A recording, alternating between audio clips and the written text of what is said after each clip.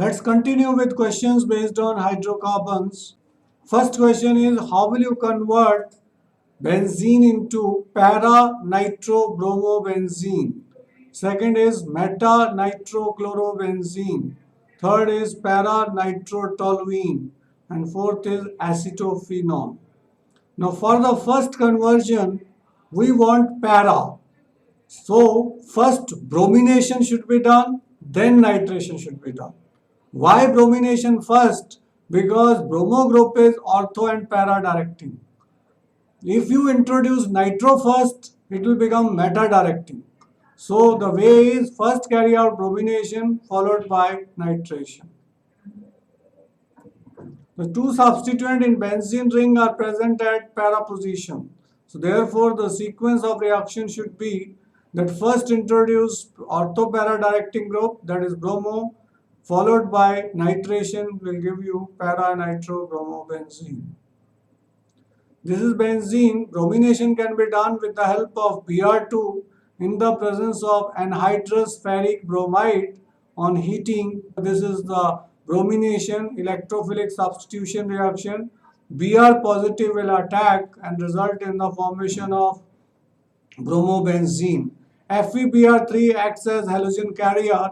It takes up Br minus to form FeBr4 minus, and Br positive is generated which attacks benzene ring. Ultimately, H from here combines with Br negative from FeBr4 minus, FeBr3 is regenerated plus HBr is formed. This is the first step in which we have converted benzene to bromobenzene. Next step is nitration. Nitration is carried out with the help of concentrated nitric acid and concentrated sulfuric acid. This mixture is called nitrating mixture, and this generates electrophile NO2 positive called nitronium ion.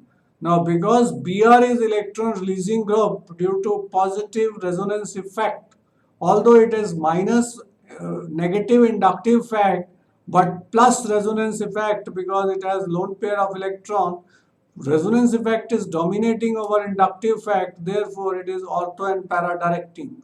So NO2 positive will attack at ortho and para.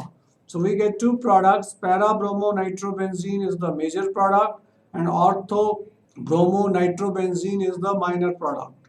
Why ortho-bromo-nitrobenzene is minor product? Because these two groups are close to each other and they repel each other, making it unstable. Br and nitro are at para position, so repulsion is minimum, it is more stable. Now we wanted only para bromo-nitrobenzene, so these two can be separated by fractional distillation because they will differ in their boiling point. This para isomer usually has higher boiling point and ortho isomer, that is why that they can be separated by fractional distillation. So on fractional distillation you will get para bromo nitrobenzene as the product which we wanted to prepare. Here first we should introduce nitro group. Why nitro group? Because nitro group is electron withdrawing and this will be meta directing group. So first we should do nitration followed by chlorination. Nitration is carried out with the help of concentrated nitric acid, concentrated sulfuric acid, and this mixture is called nitrating mixture. On heating at 333 Kelvin, that is 60 degrees centigrade, the product formed is nitrobenzene.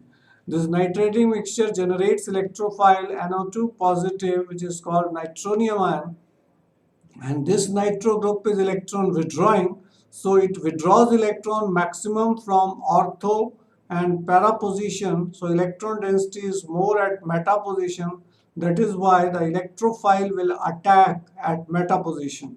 What will be the electrophile? The Cl will undergo hydrolytic fission, Cl2 will undergo hydrolytic fission, Cl negative will be gained by AlCl3 to form AlCl4 negative. Cl positive will attack meta position of the benzene ring and result in the formation of meta-chloronitrobenzene.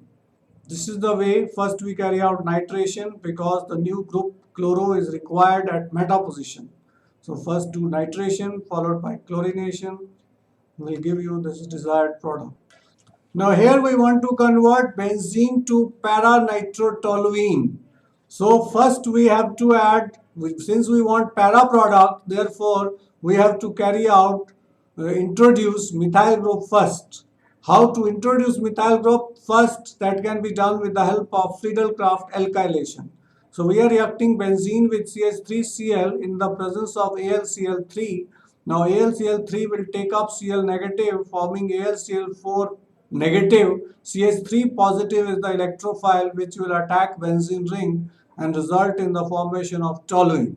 Now we want to prepare para-nitrotoluene. This methyl group is electron releasing. Electron releasing means that electron density will be maximum at ortho and para position.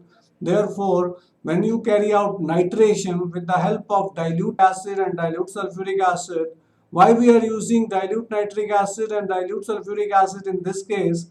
Because if we use concentrated nitric acid and concentrated sulfuric acid, then TNT will be formed. 2,4,6 trinitrotoluene will be formed, which is TNT and used in bombs. But if you control the reaction by using dilute nitric acid and dilute sulfuric acid, it will result in the formation of para-nitrotoluene. That is, nitronium ion is the electrophile, will attack para position and ortho position. Para isomers are always major product, or mostly they are as major product. So para nitrotoluene is the major product, whereas ortho nitrotoluene is the minor product. We can separate them with the help of fractional distillation because they differ in their boiling point. Para-nitrotoluene will have higher boiling point than ortho-nitrotoluene.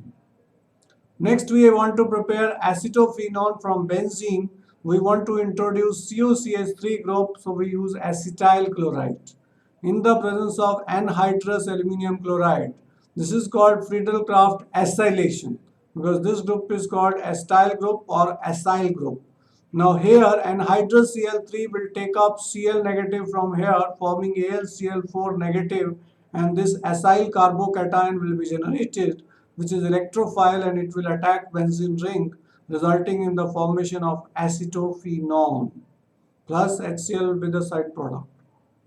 There is another way. Instead of acetyl chloride, now acetyl chloride has limitation, it can be hydrolyzed very easily. So instead of acetyl chloride, we can use acetic anhydride. So reaction takes place in the same manner, that acyl carbonium ion is the electrophile. Only difference is that here the bond will break and this acetate ion will be taken by AlCl3, and COCH3 acyl carbocation will attack the benzene ring and result in the formation of acetophenone. Side product will change, which will be ethanoic acid or acetic acid. Next, we want to arrange benzene, normal hexane, ethine in the decreasing order of their acidic behavior and also give reason for this behavior. Now, first we have benzene ring, and in benzene each carbon is sp2 hybridized. Why it is sp2 hybridized? Because each carbon is attached with a double bond. Whereas in hexane, each carbon is sp3 hybridized, and in acetylene each carbon is sp hybridized. And if you remember, in sp2 hybridized there is 33% S character, and sp3 hybridization there is 25% S character, and in sp hybridized there is 50% S character. Now greater the S character, more will be electronegativity.